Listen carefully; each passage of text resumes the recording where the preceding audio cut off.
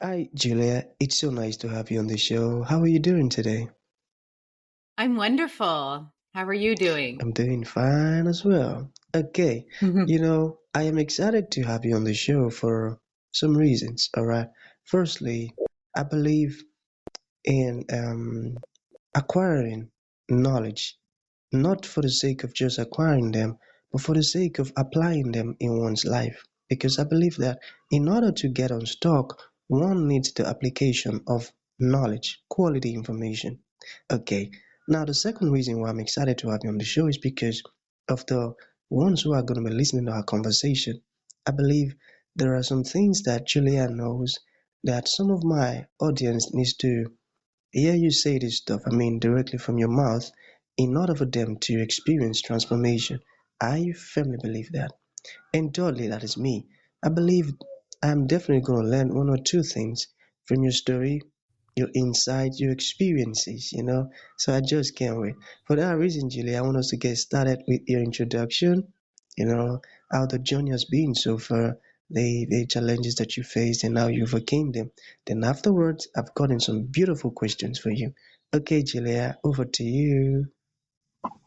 Okay, thank you. Yes, I have been in the money business my whole career. I am a licensed financial advisor. I have um, been licensed, goodness, for over 25 years. And I started my own business when I was 23. So that was, looking back now, that was probably a pretty risky move, but I was just so passionate about helping people with their money, helping people understand about money and investments, and then really activate them to do something different with their money. Because a lot of times we get like stuck in the way that we've been taught around money, and money is something that is you have to learn it. And a lot of times we're just not taught smart money principles. So recently, I wrote a book called Money Loves You, and I share a lot about my journey and learning about the mindset of wealth and how we believe internally about ourselves has a lot to do with our behaviors with money. So that's kind of overarching theme. So I'll let you kind of dig into where we want to go here. Beautiful. You mentioned a very important word. You said you're passionate about helping others know how to manage their money. That's a beautiful one. And you said money is something we need to learn about. That's another fantastic statement. I love that. Yeah, So, shall we get started with the questions still here? sure. Okay. So, let us begin first with your book. All right. What inspired you to write your latest book, Money Loves You, the one you showed earlier? And Yeah. why did you pick that particular title? Can you talk to us about that? Yeah. Yeah. So working with, hundreds of couples and families and business owners over my career. Actually, my company helps over 1,600 families.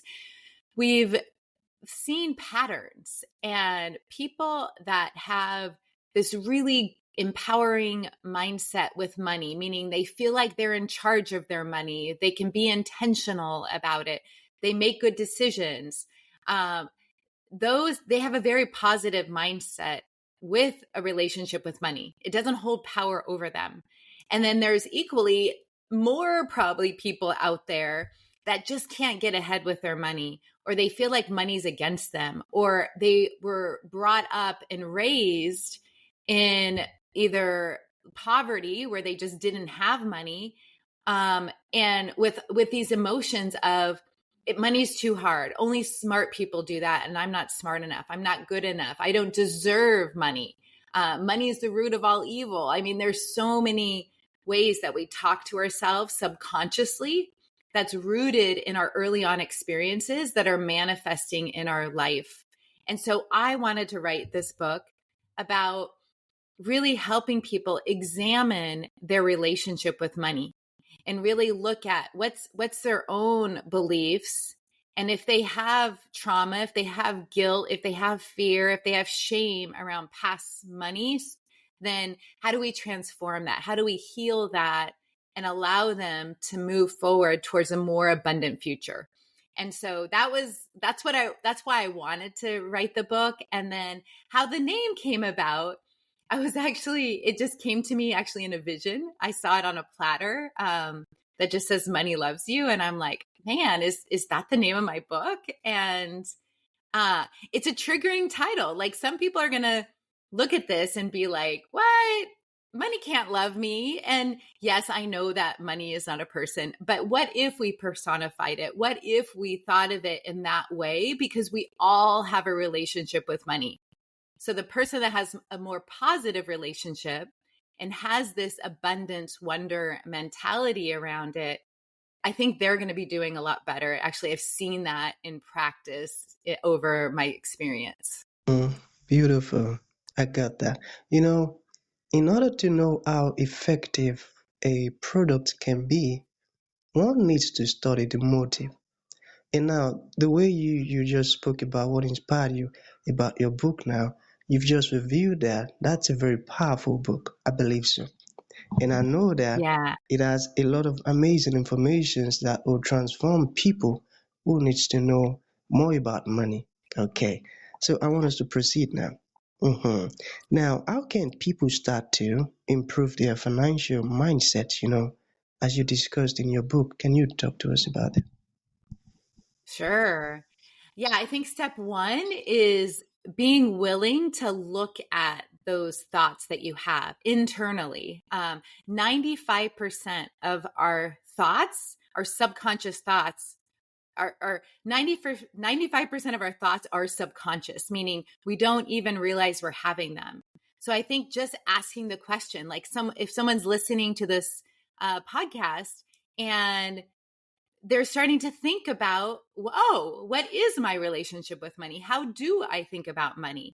And is it, I'm never going to get out of debt, or I'm never going to have enough money, or I'm never going to be able to retire, or whatever that is, I'm never going to be able to travel or do the things that I want. That is what's going to show up in your life. Absolutely. So it's step one is always being willing to look at your your thinking. And then there's actually a process in my book that I take people through to say, hey, is that the truth? Where did that come from? And if it's not, like, let's look into where that early belief was, and that's shaped you to who you are today. So I think gratitude is the way that you start transforming those beliefs. It's like catching you in the thought, and then, all right, I'm grateful. Here I am today. I've learned a lot, but that's not me going forward. I can have a different future and different thoughts. And then you start bringing in wealth beliefs. I am smart enough. I've got this. I can put money aside. I have all the money I need. Like things that really ring true for you. I don't really believe in affirmations that aren't true for you. So you have to figure out what that is for you, and then lead your life with those, right front and center. Beautiful, I got that. You know, that was a great one. That was a great one. And I feel like our conversation is a very important one that I would have to listen and listen and listen over and over again. You said some beautiful stuff there. Yeah, I mean it's a journey. It's Hmm, a life's work, and I think a lot of times we beat up ourselves, and there needs to be grace and forgiveness on ourselves first. Like sometimes we're easy to forgive others, but we don't forgive ourselves for past mistakes. And so it's just releasing, letting go of all of that, and seeing a new future for yourself. beautiful. Okay, let us talk about financial literacy. Okay, why is financial literacy so important, and how can we encourage more people to learn about it? Yeah, I mean, I think it's important because we all deal with money. Like we all have to deal. Like that's how life works. And I also think we need more people. We need more good people with money in our world to give back, to live abundantly, for us to show examples to others that it's good people with money do good things. And so, but more than that, like being stressed, like money destroys marriages, money creates stress. Uh, so I think having literacy and having education and actually applying it is so important, because you can do well with a little amount of money. And if you actually are responsible with a little amount of money, you will be a good steward of larger amounts of money. And that's how it works, right? If you show responsibility of a little, more will come to you. More responsibility, more money will come. That's right. I got that. Okay, let us talk about investment now. What do you think Okay. people should consider when looking at investment opportunities today? Yeah. Well, I think it's really important. There's a lot of investment opportunities in our world, and my thought is we have to be very careful of investing in something that's not tried and true. So I always like to say you are your first investment. So, listening to podcasts, educating yourself is number one. Like spending money on yourself is critical. And then secondly, I think when you're actually looking at making an investment, whether it's real estate or stock or bond investments, is you're looking historically at how this investment has done. Like, does it have a solid track record? Can you look back and see what exactly it's done, or the value if it's real estate? So you want to make sure that you're investing in something that has history, that has results. Because most likely where people get in trouble is it's the new hot thing. It's a startup. It's all these things that someone else is trying to convince you of. And if there's not a track record, you should steer clear unless you have a lot of money and you're okay losing it, is what I would say. Beautiful. I got that too. Track record. Very important. I got that. Very Okay. important. Yeah. Okay. So, what future trends or challenges do you see in wealth management, and how can people prepare for them? Yeah, I think what I see in my industry is I think traditionally my industry helps the wealthy, meaning we want to help people. A lot of my peers want to help people that already have money. And I think a trend that we're seeing is the Generation X, millennials, Gen Z, that they all have this hunger for more information and education.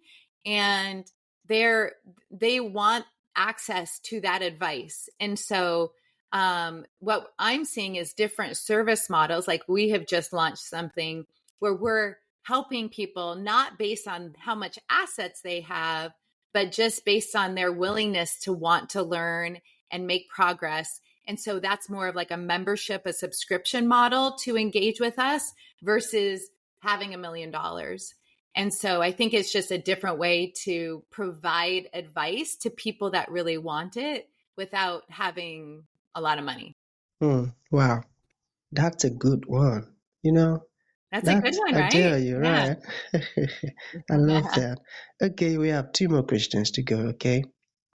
All right. Sure. So, how should people balance paying off debt and saving for emergencies with planning for the future? Yeah. I love this. There's a lot of people that will tell you, hey, don't save for the future until you pay off your debt. But I don't think there's a one size fits all answer.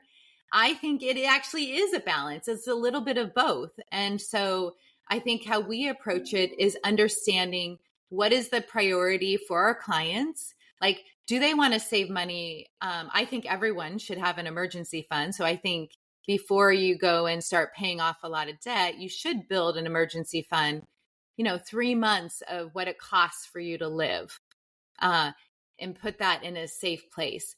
But then beyond that, maybe you want to buy a home and you need to save money, but you also have debt. I think it's a balance of both. Like debt, like for me, I would say, hey, if the goal is to pay this off in 3 years or 5 years, what do we have to do each month over that time horizon? And then any extra than you have over that, then that goes into your house fund. So I think with investments, the thing we cannot get back is time. And time allows for compound interest and compounding effect in your investments. And so I think that's really powerful to use that when you're younger, and start those investments. Not that you have to add a lot. I mean, I started investing when I was 18 with $25 a month. So you and I mean, we can save now through these apps $10 a month. So I think it's like, get started, start doing something monthly, if even if it's a little bit, while you work on paying off the debt. Beautiful. I got that. I got that. That was a great one. Okay. So to bring this to an end, Julia, it has been an awesome moment with you. You've shared some amazing insight. So what would you like to leave the audience with, like a final thought? And to those ones who would like to reach out to you, maybe you said something that resonated well with them and they would like to learn more. How can that be possible? Yeah, so I will end it with my company's name is Financial Freedom Wealth Management Group. And financial freedom to me is when someone takes interest in their financial life and actually creates a plan and starts taking action towards that plan. So, financial freedom, I believe that everyone can have that, because it's just a matter of figuring out what you need to do to walk towards those financial goals. And in that discipline, knowing that you have the right things in place gives us freedom. And that's very different than financial independence. Financial independence is having enough money that spins off an income that satisfies your or our lifestyle. So people can take a lifetime to build financial independence, which sometimes makes it hard because it doesn't happen overnight. But if people can understand that financial freedom can come just in the discipline of taking action, paying off debt, building your investments. So my hope is that everyone will experience financial freedom. So with that, my personal website is Julia M. Carlson, and my book can be found on Amazon, Money Loves You. And then my company is financialfreedomwmg.com. So you can also just Google me. You'll find me online. Yeah. Okay, so that's going to be the end of the show, Julia. Thank you for coming. Yeah, and thank you for, sharing those amazing stuff with us. It means a whole lot. Thank you so Yeah. much, Julia. Thanks for having me.